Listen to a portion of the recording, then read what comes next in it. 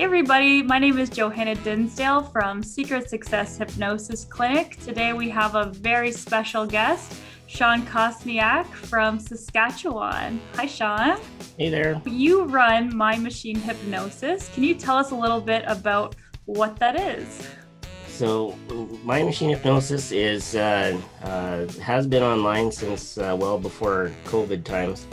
I actually started it online because, of course, there's not a whole bunch of people in Saskatchewan, but there are lots of people around the world. So, the ability to connect with clients around the world was kind of always on my mind when I started out.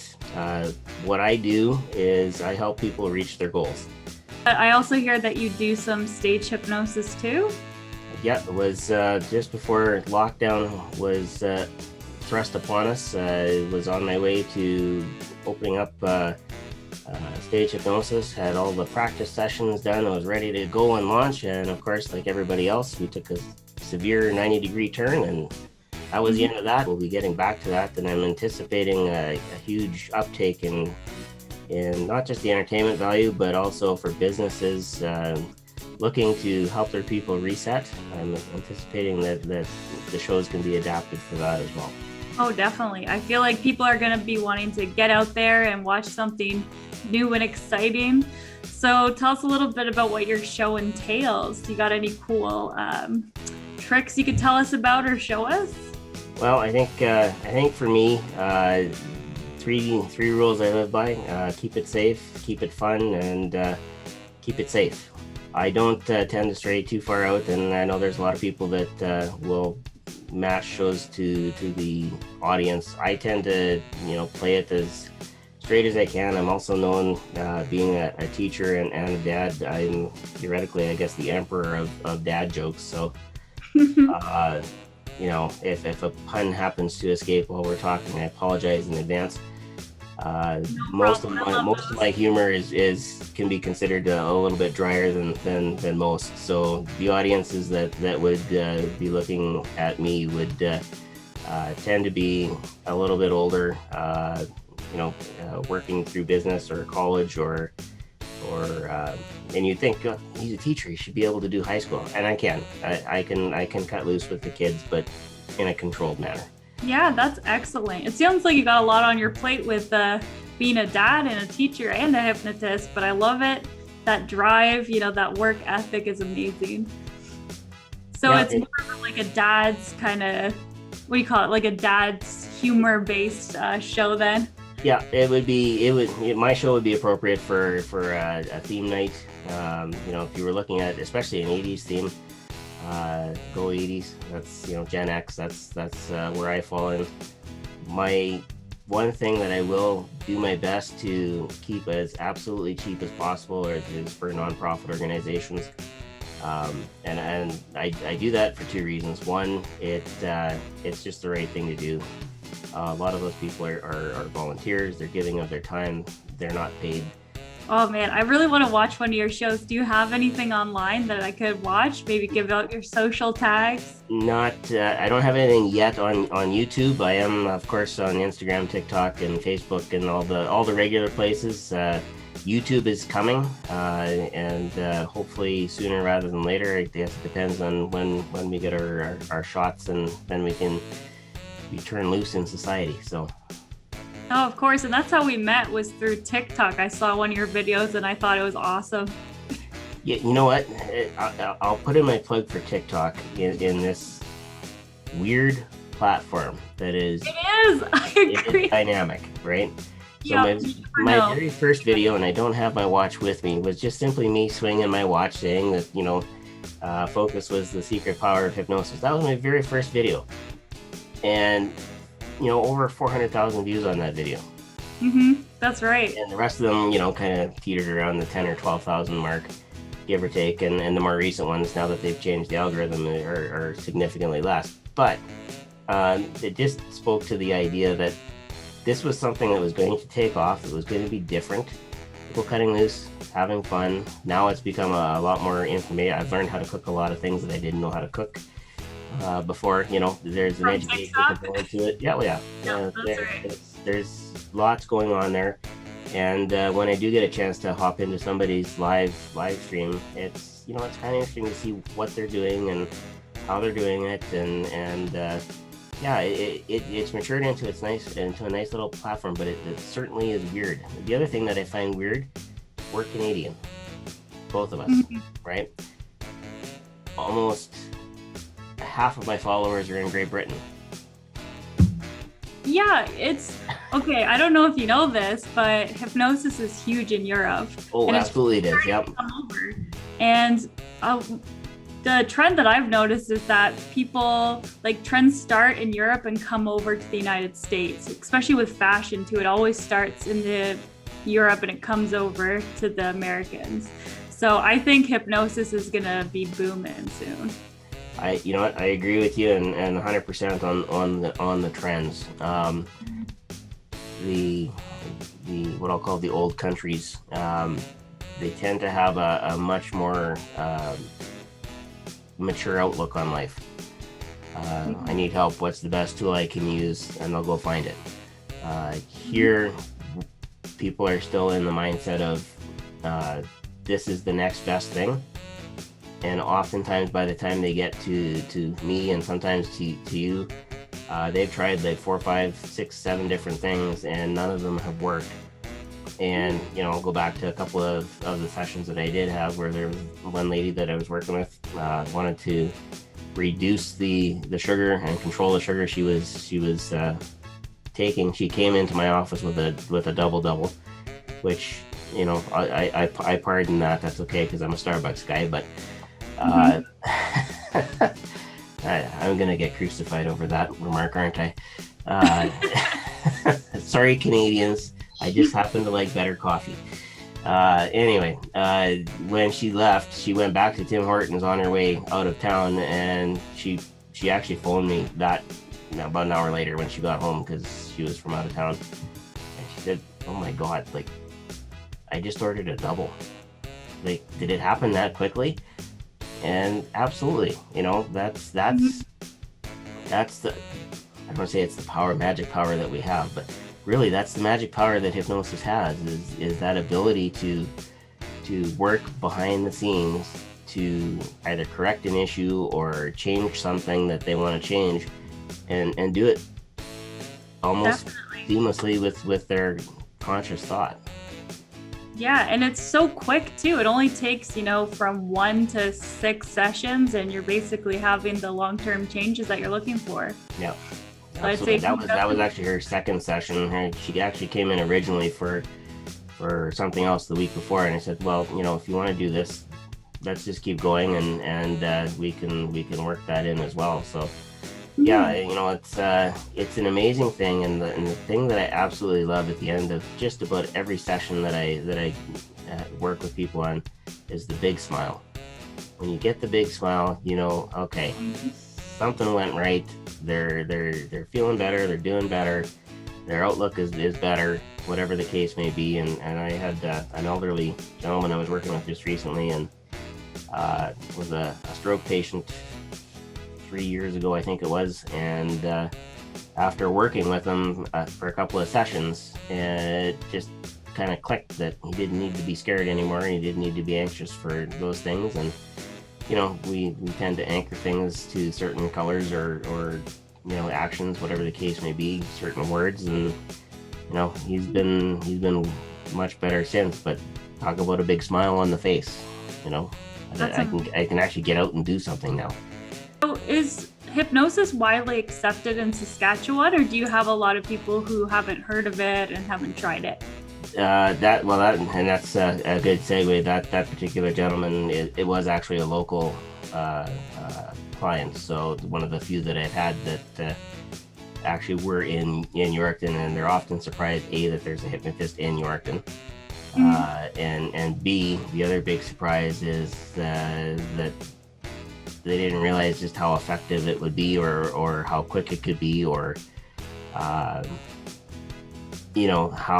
effective it is really. And oftentimes when I'm talking to people, whether it's local or not, it's you can do that, and I often joke about it. I say, yeah, I can fix that for you. yeah, I can fix that for you. Oh, yeah, I can fix that for you. And some people get annoyed at that, but in my mind, I'm thinking, you know what? I can fix that for you. Mm-hmm. Do you want it fixed? And that's really, sometimes we have to pull ourselves back a little bit and say, you know what? If they don't want it fixed, we don't fix it. That's great. Yeah. That can be hard too.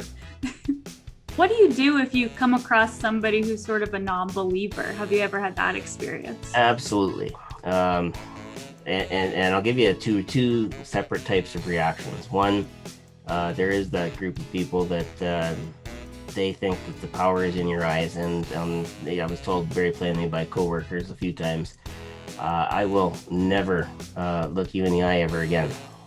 Wow. And I said, that's okay. I'll watch for you in the hallway, and I'll make sure you don't bump into me. Like it it's okay. That's a pretty adverse reaction to it. Totally freaks them out that's even a possibility. Mm-hmm. The other side, I'll call the religious right. Let's put it that way. Mm-hmm. And I've had actually came from that walk of life previous to this, so they are very much seeing it as a demonic possession or something like that, and it's their belief. I get it, but I also understand what the underlying causes are, and quite frankly, my answer to that is, well, if this was a tool that was designed then for use, then why aren't you using it? That's really what it boils down to, and often they don't have an answer for that, and it usually sends them to think a little bit. Now, all of that said, I have had some people from churches that have come and said, can you help me with such and such, and absolutely are accepting. So don't want to paint everybody with the same brush, but those are really the two big negative reactions that I get. Do you want to tell us a little bit more about somebody who might be interested in hiring you for stage hypnosis? Yeah, so for me, the best way to do that is actually on the website. There's a form at the very bottom of the first page. Can you give us an example of some, like a part of your stage hypnosis that you would do? So for me, I've when I come out on stage, it's usually for the crowd, whatever pun or joke I can get going, something that's going to either make them laugh or make them groan. It's establish the credibility, establish the safety factor and the fun factor, and then on with the show. I find with most shows, there's usually one or two people that kind of outpace the rest of the volunteers. So you have to make sure that you don't just work exclusively with them. You have to balance things out and try and bring the others along the same journey as the one or two that seem to excel at it. Although the one or two that excel. Yeah, some people are just really good at hypnosis, right? Like the highly hypnotizables. Yeah. Yeah. Do you have any advice for somebody who wants to start trying to be like a stage hypnotist? Because I've never done it before, and it's something that I'm interested in, but I'm not quite sure where to start. So the very first thing that I would say to somebody who's starting out is you have to be able to be the center of attention. And while you're being that center of attention, you need to be able to control yourself and be coherent enough to manage what's going on. Oh, that's perfect. Thank you for the advice. Yeah, it's true. I hadn't thought of that you have to keep an eye on the audience and then also the people that are on stage as well. And you're explaining things as you're going along. It's a lot of multitasking. It is. And some people are, like I said, are way better at it than others. Definitely. And that's my main thing with creating so much free content on YouTube as well. It's to get that information out there to people, like those videos of people getting surgery done, no anesthetic, hearing the stories of people who have been hypnotized and whatnot. I think it's just misinformation that causes all this distrust and whatnot. It was always looked at as a threat to the mainstream, and like so many other alternative, quote unquote again, therapies, it was always looked at as a threat to the mainstream. And really, we're not a threat to the mainstream. We're here to actually augment what the mainstream is doing. So that's, my take on it is we're here to help. I look at a lot of research as well. Like my background is in science, so I take things very, research based, and I'm always constantly looking at the different studies done. And I'm trying to figure out a cool way to put that information out there as well, to make it interesting to people, to sort of prove that, there's nothing to be afraid of. It is based on science. It's not based on witchcraft. It's not, crazy mind control or voodoo. It's communicating with the brain differently, where we're getting you to relax down into this state of mind that's very natural for you. Yeah, no, and absolutely right. I do have people that will push back and say, well, it is mind control because we see what happens on stage. And I say, well, you know what? Here's the thing about those people that are on stage. I said, if the fire alarm was to ring, they would beat us all out of the auditorium. Yeah. Well, why is that? Well, because they're in control of their mind. Mm-hmm. To the point that they're able to make that decision way faster than the rest of us, and they'd be on their way. I said that's if you want to call it mind control, you're controlling your own mind more than you ever have. Mm-hmm. I always get the question too, can you hypnotize somebody to go murder another person? And that's always an interesting one, right? Because absolutely not. In my mind, I mean, if you are hypnotizing maybe a mass murderer in prison and you wanted to convince them to go murder somebody, then maybe, but in any other case, it's because they already want to. Yeah. My wife had the best response to that. So I was working with actually a group of teachers, which was a natural fit for me, and they actually knew me because I was also their IT manager, but they did ask that question. One of the ladies asked the question, so can you make somebody kill somebody else?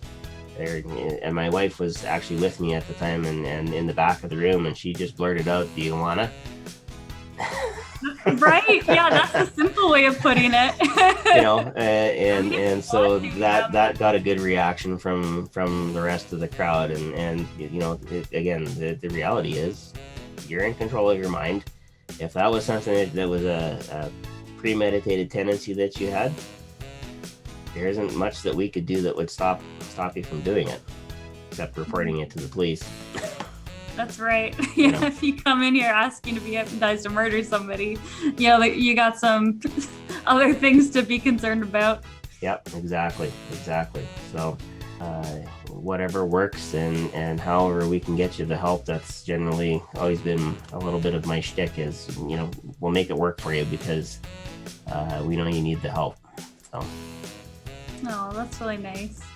Well, it was really wonderful talking to you. Thank you for taking the time out of your day to do this little Zoom call. So yeah, I'm hoping that someday we'll run into each other on the road, and what would be really funny is having two people up on the stage, controlling the stage, and double teaming the audience, so to speak. Hypnosis battle, yes, I love the concept. One day, hopefully, after all this other stuff blows over. Yeah, absolutely. All right. Well, again, if you want to check out Sean's website, it's Mind Machine Hypnosis. You can find him on Google. Absolutely. Thanks a bunch, everybody. Secret success.